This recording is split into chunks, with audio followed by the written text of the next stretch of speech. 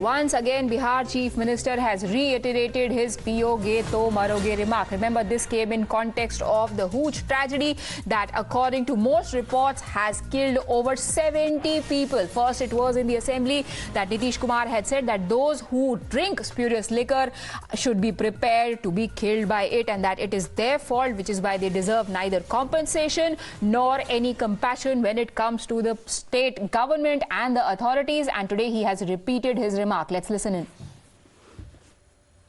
आप समझ लीजिए सबकी सहमति से शराबबंदी लागू है, सबको पता है। और कोई गलत और गंदा शराब पी करके मरता है तो ये तो लोगों के बीच में और ज्यादा हम लोग प्रचारित करवा रहे हैं। देख लो, अगर इस तरह से पियोगे तो मरोगे। हर तरह से लोगों को कहा जा रहा है, कितनी तरह की बात है। और देश के कौन से हिस्सा में नहीं शराब पी पी कर लोग मरता है, हर जगह जानते हैं।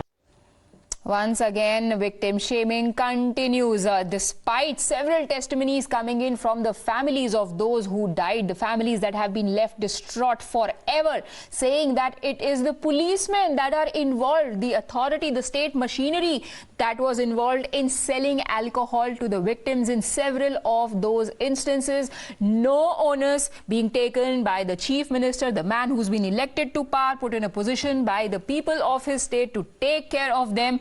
He still doesn't talk about where does the investigation stand. He still doesn't give us an update on how many people have been arrested. He still will not speak about whether or not anybody involved in selling that illegal alcohol that was the killer for these 70 people has been arrested or nabbed or tracked. But he will repeat now for the third time, if you drink, it is a risk that you willingly take and you are bound to die, for which you cannot blame my government, my administration, my police, and the lack of implementation. Aditya Vaibhav, what is it that is prompting and fueling this brazenness? Well, exactly. As far as Chief Minister Nitish Kumar is concerned, he has continued his brazen attack on those who actually lost their lives to consumption of spurious liquor in dry state Bihar. And that being said, this taking a political turn, the entire Hooch deaths being capitalized by all the political parties, is something that has initiated a massive slugfest.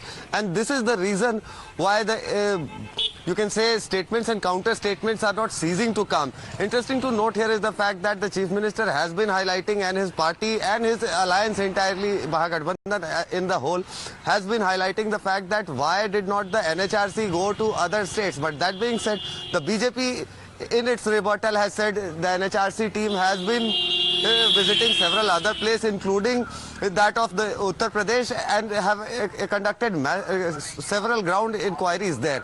So that being said, this has taken a very different turn as far as Bihar is concerned, because if at all the government is concerned, they are not seemingly worried about what actually led to the Hooch deaths. Rather than they are actually blaming the opposition for politicizing the matter and those who consumed spurious liquor. Right, and Nitish Kumar keeps on saying that the decision was taken with everybody's consent, because when it was taken, BJP was a part of the government. But the BJP has said that we are not against prohibition policy. We are against the improper implementation of that policy. What does Nitish have to say about that?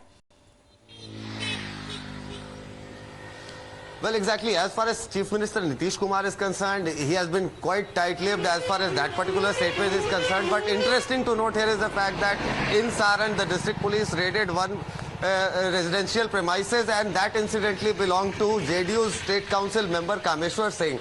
And when we went ahead to question Kameshwar Singh on his point of view and his version of the story, he categorically said this on camera, that the prohibition policy is being implemented in a very flawed way, and that it is not successful, and that it should be rolled back by the state government. Stay on with me, Aditya. We are now joined on the broadcast by Vinod Narayan Jha of the BJP. Sir, तीसरी बार है ये कि chief minister बोल रहे हैं कि जो लोग पिएंगे वो तो मरेंगे ही। सरकार क्या कर सकती है? नीतीश कुमार जी पर उम्र का असर हो गया। एक अनुभवी आदमी को इस तरह बोलना शोभा नहीं देता है। वो राज्य के लोग मरे हैं, राज्य की जनता है, और इनके कानून के फेल्योर के कारण मरे हैं। जो कानून इनका फेल हो गया, जिसको ये लागू नहीं कर सकते, उनके कारण मरे। निश्चित रूप से सरकार की जिम्मेवारी है, और वो जो बिहार के नागरिक हैं उनको मुआवजा दे, जैसे देती रही है। अब जैसे बिहार में 9 चलती है, बाद में 15 से अधिक बैठना कानूनी जुर्म है, लेकिन जब 25 लोग भी बैठ करके जब डूबे हैं तो यही की सरकार ने मुआवजा दिया उसको, उसको दिया है। तो इसीलिए इसको नाक का सवाल, प्रतिष्ठा का सवाल नहीं बनाना चाहिए। तो अपोजिशन ने कह दिया तो नहीं देंगे, इसको देना चाहिए। जबकि बिहार में उदाहरण है कि खजूरबनी में जब इसी तरह 2016 में हुआ, घटना हुई, जहरीले शराब से लोग मरे, तो बिहार सरकार ने उनको दिया मुआवजा, तब देना चाहिए। इसको नाक का सवाल न बनाए और गरीब जनता के कल्याण के लिए काम करें, यही निवेदन, और वो गलत कर रहे हैं। सर, और बहुत सारे ऐसे भी परिवारजन हैं उन लोगों के जिनकी मृत्यु हुई है ये अल्कोहल पीने के बाद, जो कह रहे हैं कि ये शराब तो वो पुलिस स्टेशन से खरीद कर लाए थे, पर जो शराब बनती है इलीगल, उसको पुलिस वाले जब्त कर लेते हैं और फिर वहां पे पुलिस स्टेशन में बैठकर बेचते हैं। ठीक बात है, बैठकर बेचे न बेचे, लेकिन कहीं न कहीं से उसको सप्लाई करवाते हैं, वो बाहर फिर पब्लिक में आती है। ये भी खबरें आई कि वहां जो पहले स्पिरिट जमा था, पकड़ी गई थी, उसी स्पिरिट से लोगों ने शराब बनाया, उसको बेचा। तो सब पूरी प्रशासन की तो पूरी मिली भगत है। बिहार में जो फेल हो गया वो नीतीश कुमार जी के प्रशासन का फेल्योर है, क्योंकि प्रशासन उनको कोई कोऑपरेट नहीं कर रहा है। ये सब लोग लगे हुए हैं इसमें पैसा बनाने में, जो नीचे से लेकर दरोगा सिपाही से लेकर सब लोग हैं वो लगे हुए हैं, और ये पूरी तरह फेल हो गया। प्रशासन की पूरी संलिप्तता है, और इसीलिए प्रशासन को इसकी जिम्मेवारी लेनी चाहिए।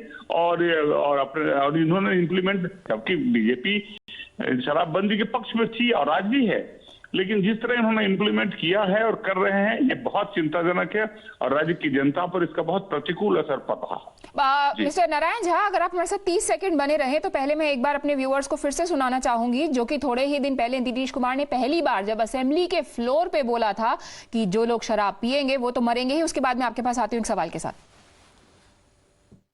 कोई गलत शराब, गंदा शराब पी करके मर जाए तो उसके प्रति कोई सिंपैथी नहीं होना चाहिए। कोई गलत शराब, गंदा शराब पी करके मर जाए तो उसके प्रति कोई सिंपैथी नहीं होना चाहिए। कोई गलत शराब, गंदा शराब पी करके मर जाए तो उसके प्रति कोई सिंपैथी नहीं होना चाहिए। मिस्टर झा, नीतीश कुमार ये भी कह रहे हैं कि आज जब आप सरकार में नहीं हैं तब आप इस इशू को मुद्दा बना रहे हैं, लेकिन जब आप सरकार में थे तभी भी ऐसे इंसिडेंट होते रहे हैं, तब तो आपने कुछ नहीं बोला। नहीं, हम लोगों ने तब भी जब इंसिडेंट हुए हैं, ये जो 2016 में तो उनको याद दिलाइए नहीं, सरकार ने दी है, लेकिन ये दिन दिन बढ़ रहा है। पहले यदि छोटे मोटे घटते हुए दिन दिन, अब तो हद ये हो गई है कि पुलिस लोगों का पोस्टमार्टम नहीं कराया। पुलिस ने लोगों को धमकी की, पोस्टमार्टम करिएगा तो पुलिस आकर के पूरे परिवार को, लोगों को पकड़ के ले जाएगी, साबित हो जाएगा कि आपने शराब पिया। और पुलिस ने पोस्टमार्टम नहीं किया और धमकी देकर के, डरा करके लोगों को ये जलाने के लिए बाध्य कर दिया, और हमको लगता है 100 से ज्यादा लोग मरे हैं। ये पूरी तरह शासन का फेल्योर है। Right, we also showed you reports where police were allegedly asking for money to conduct post-mortem on the victims. Thank you, Mr. Jha, for joining us. We